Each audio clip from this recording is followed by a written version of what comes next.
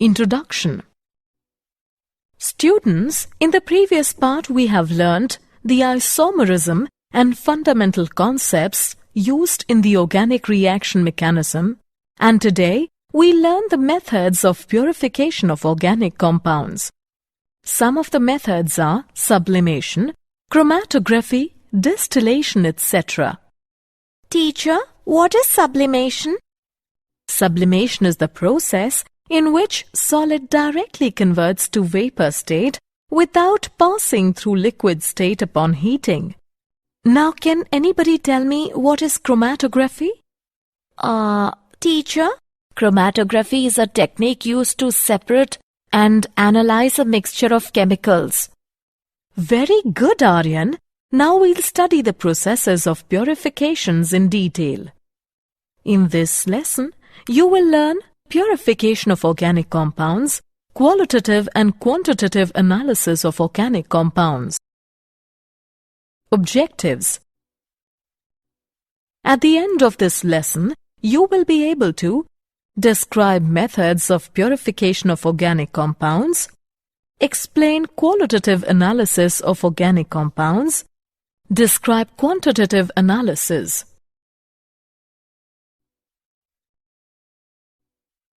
Methods of purification of organic compounds. The various methods for the purification of organic compounds are sublimation, crystallization, distillation, differential extraction, and chromatography. Sublimation. Some solids change directly from the solid state to vapor state on heating. This process is termed as sublimation.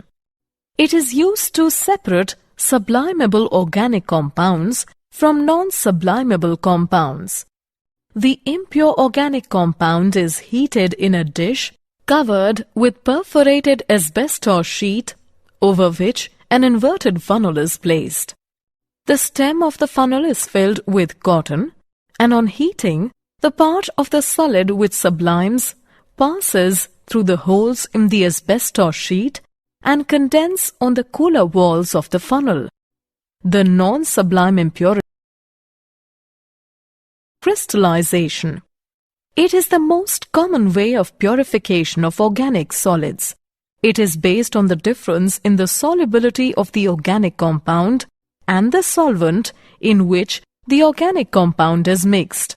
The impure substance is in powder form and then heated with the solvent in a flask.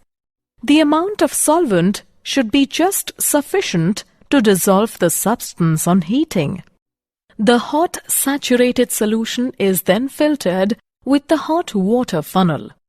The hot water circulated in the outer funnel keeps the solution hot, and crystals cannot be formed in the funnel itself. The hot filtrate is cooled in the beaker and large crystals are obtained, and then the crystals are separated from the filtrate by means of filtration. Distillation. Distillation is a method for purifying liquids and separating mixtures of liquids into their individual components. On heating the liquid mixture in a flask, the components in the liquid which have low boiling point start vaporizing. The vapors are condensed in the condenser and the resulting liquid is collected in a receiver. The components of liquid which have higher boiling point vaporize later and the liquid can be collected separately. Fractional distillation. When the boiling points of the two liquids are very close, then simple distillation does not work. In that case, a fractionating column is used, which is long tube provides obstructions to the passage of the vapors upwards and to the passage of liquid downwards. The mixture of liquids A and B with 370 Kelvin and 380 Kelvin respectively boiling points is present in the flask. On heating the flask, the vapors obtained are more of A and less of B. As the vapors rise up in the fractionating column, the partially condensed liquid flows down. The vapors of B condense faster as compared to A, and the vapors moving up richer in A. The condensed liquid flowing down strikes the vapor and it consumes molecules of B.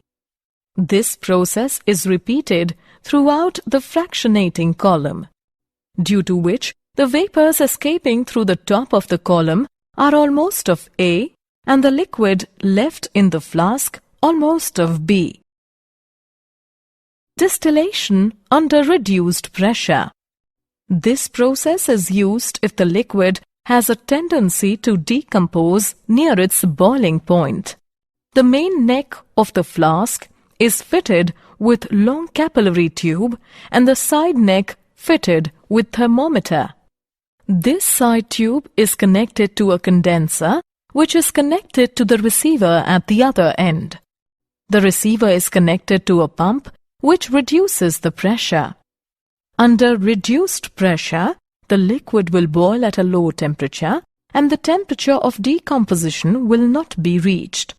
For example, glycerol boils with decomposition at 563 Kelvin, but if the pressure is reduced to 12 millimeters, it boils at 453 Kelvin without decomposition. Steam distillation.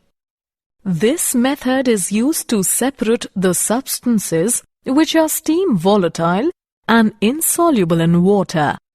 This method based on the fact that a liquid boils at a temperature when its vapor pressure becomes equal to the atmospheric pressure and the vapor pressure of a mixture of two immiscible liquids is equal to the sum of the vapor pressures of the individual liquids. Steam is continuously passed through the compound which is required to be distilled. Steam heats the liquid and also condenses to water. After some time, the mixture of water and liquid starts boiling because the vapor pressure of the mixture becomes equal to the atmospheric pressure. The temperature at the instant is lower than the boiling point of the substance or that of water. The mixture of liquid and water is condensed and collected in a receiver which can be easily separated. Differential extraction.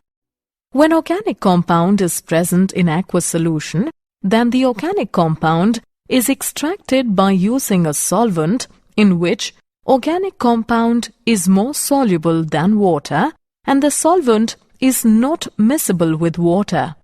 If the organic compound is less soluble in a given solvent, then a very large quantity of solvent is required to extract a very small quantity of the compound. This technique is known as continuous extraction. Chromatography. Chromatography is a technique used to separate the components of a mixture to identify organic substances and examine their purity. Classification of chromatography. Adsorption chromatography, partition chromatography. Adsorption chromatography. Adsorption chromatography is based on differential absorption, that is, different compounds are absorbed on adsorbent such as solid SiO2 gel or Al2O3 to different extent.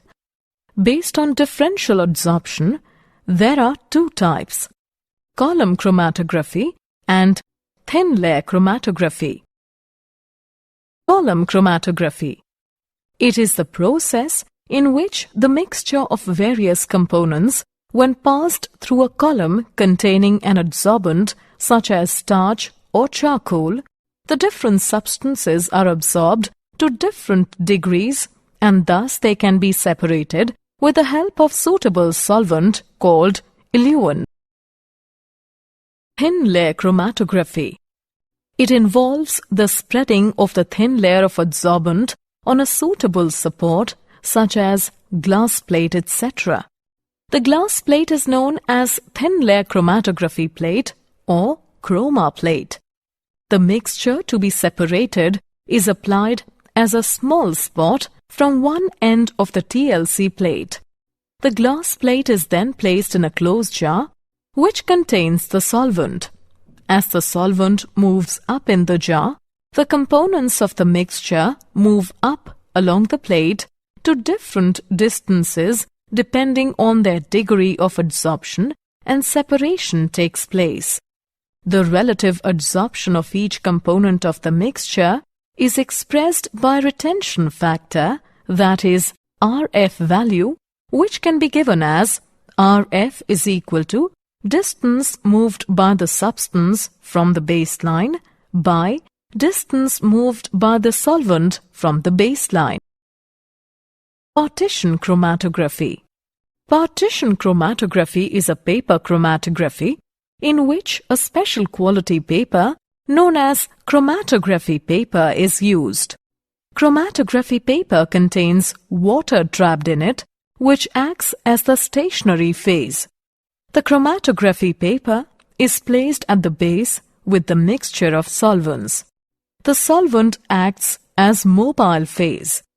The solvent rises up in the paper and flows over the spot. The different components are separated according to their differing partition in the two phases. The developed paper strip is known as chromatogram. The colorless compounds may be observed either under UV light or by the use of an appropriate spray reagent. Qualitative analysis of organic compounds. Detection of carbon and hydrogen. Carbon and hydrogen are detected by heating the organic compound strongly with copper-2 oxide. The produced gases are passed through anhydrous copper sulfate and then passed into lime water in a test tube. If carbon is present, then it forms carbon dioxide, which turns the lime water milky. The reactions are as follows. Carbon in organic compound reacts with copper-2 oxide and produces copper and carbon dioxide. The produced carbon dioxide reacts with calcium hydroxide, which turns it milky, indicating the presence of carbon in organic compound. If hydrogen is present in the organic compound, then it forms water vapor, which passed over copper anhydrous sulfate turns it blue by forming CuSO4 5H2O. The reactions are as follows. Hydrogen in organic compound reacts with copper-2 oxide and produces copper and water. The produced water reacts with anhydrous copper sulfate, which turns blue by forming CuSO4 5H2O. Detection of other elements. Other elements such as nitrogen, sulfur, halogens and phosphorus in the organic compound can be detected by Lassaigne's test. The elements in the organic compound fuse with the sodium metal. The reactions are as follows. When sodium reacts with various elements found in the organic compounds, then it forms sodium fusion extract. Test for nitrogen. On addition of ferrous sulfate to sodium extract, that is sodium cyanide, it produces sodium ferrocyanide. The ferric ions generated during the process react with ferrocyanide to form blue precipitate of ferric ferrocyanide. Test for sulfur. If sulfur is present in the organic compound, then it can be identified by the reaction of sodium fusion, that is sodium sulfide Na2S with sodium nitroprusside. Then, violet color indicates the presence of sulfur. Test for halogens. The presence of halogens is tested by acidifying a portion of sodium extract, that is NaX, with dilute nitric acid and adding silver nitrate.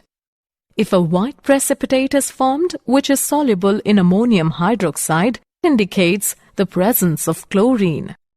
If a yellow precipitate is formed which is sparingly soluble in ammonium hydroxide, it indicates the presence of bromine.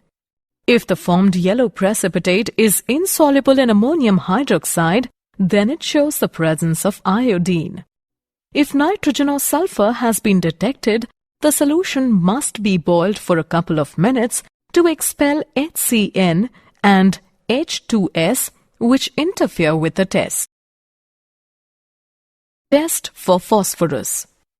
The presence of phosphorus can be detected by fusing the organic compound with sodium peroxide. The formed solution is treated with concentrated HNO3 and an excess solution of ammonium molybdate is added.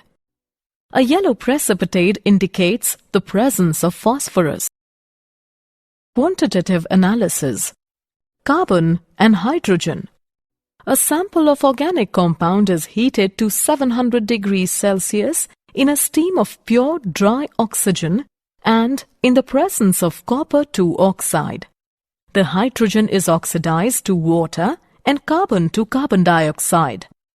The amount of water produced is determined by passing it through anhydrous calcium chloride, and carbon dioxide is determined by passing it through solution of potassium hydroxide. The mass of hydrogen present in sample of organic compound will be 1/9, the increase in mass of the calcium chloride, and the mass of carbon will be 3/11, the increase in mass of the potassium hydroxide. Nitrogen. There are two ways for estimation of nitrogen: Dumas method and Geldel's method. Dumas method. A known mass of organic compound is heated with copper oxide in the atmosphere of carbon dioxide. Under these conditions, carbon and hydrogen are oxidized to carbon dioxide and water respectively, and nitrogen is set free. If any oxide of nitrogen is formed, it is reduced back to nitrogen by hot reduced copper. The gases produced are passed from potassium hydroxide solution through furnace. Potassium hydroxide absorbs carbon dioxide and nitrogen is collected in the upper portion of the tube. Percentage of nitrogen in organic compound whose mass is m, Gm is 28 into V into 100 divided by 22,400 into m, where V is the volume of nitrogen at STP. Geldel's method. In Geldel's method, nitrogen is estimated by ammonia gas. The organic compound is heated with sulfuric acid. Nitrogen in the organic compound is converted into ammonium sulfate. The ammonium sulfate is then heated with excess NaOH and it liberates ammonia. The produced ammonia is absorbed in standard solution of sulfuric acid.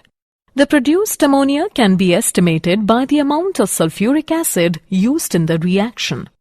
It can be done by estimating the amount of sulfuric acid left after the absorption of ammonia by titrating it with standard alkali solution. The difference between the initial amount of sulfuric acid taken and the amount that left after the reaction provides the amount of acid reacted with ammonia. The percentage of nitrogen is 1.4 into m into 2 times of the difference between V and V1 by 2 divided by mass of organic compound, where V is equal to volume of H2SO4 taken in milliliters, V1 is equal to volume of NaOH in milliliters, m is equal to molarity of H2SO4. Halogens. Carius method. A known mass of organic substance is heated with fuming nitric acid and then silver nitrate is added in the tube called Carius method. The formed silver halide is separated, washed, dried and weighed. Percentage of halogen. Atomic mass of X into M1 into 100 divided by molecular mass of AgX into M, where M1 is the mass of AgX formed and M is the mass of organic compound. Sulfur. A known mass of the organic substance is heated with fuming nitric acid. The sulfur is converted into sulfuric acid. The formed sulfuric acid is precipitated as barium sulfate by adding barium chloride. The precipitate is filtered, washed, dried and weighed. Percentage of sulfur. 32 into M1 into 100 divided by 233 into M, where M1 is the mass of barium sulfate formed and M is the mass of organic compound.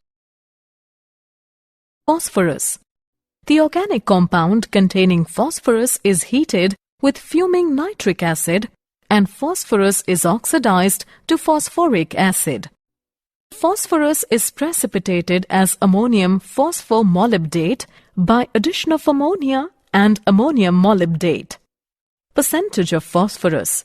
31 into M1 into 100 divided by 1877 into M, where M1 is the mass of ammonium phosphomolybdate and M is the mass of organic compound.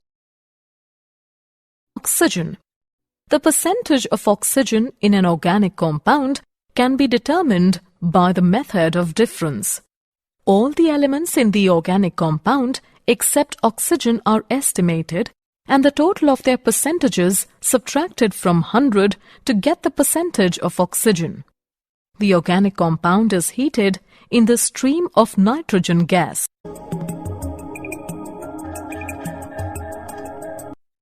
The formed mixture of gases is passed through red-hot coke and oxygen gas is converted into carbon monoxide.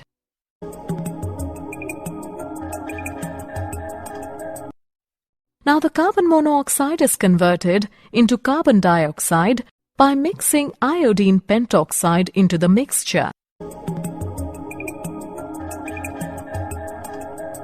According to chemical reactions, the percentage of oxygen can be found as 16 into mass of carbon dioxide divided by 44 into mass of organic compound into 100. Did you know? Carbon occurs in all living organisms. Carbon is a non-metal and that it can bond with itself and with many other chemical elements, forming nearly 10 million compounds. Summary.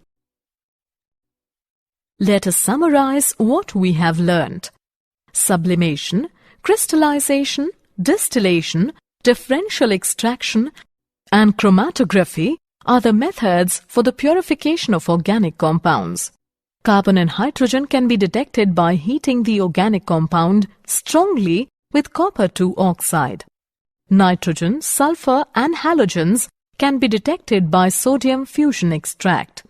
The mass of hydrogen present in sample of organic compound will be 1/9, the increase in the mass of calcium chloride, and the mass of carbon will be 3/11, the increase in mass of the potassium hydroxide. Percentage of nitrogen in organic compound whose mass is mgm is 28 into V into 100 divided by 22,400 into m, where V is the volume of nitrogen at STP. Percentage of halogen in organic compound is atomic mass of X into M1 into 100 divided by molecular mass of AgX into M, where M1 is the mass of AgX formed and M is the mass of organic compound. Percentage of sulfur in organic compound is 32 into M1 into 100 divided by 233 into M, where M1 is the mass of barium sulfate formed and M is the mass of organic compound.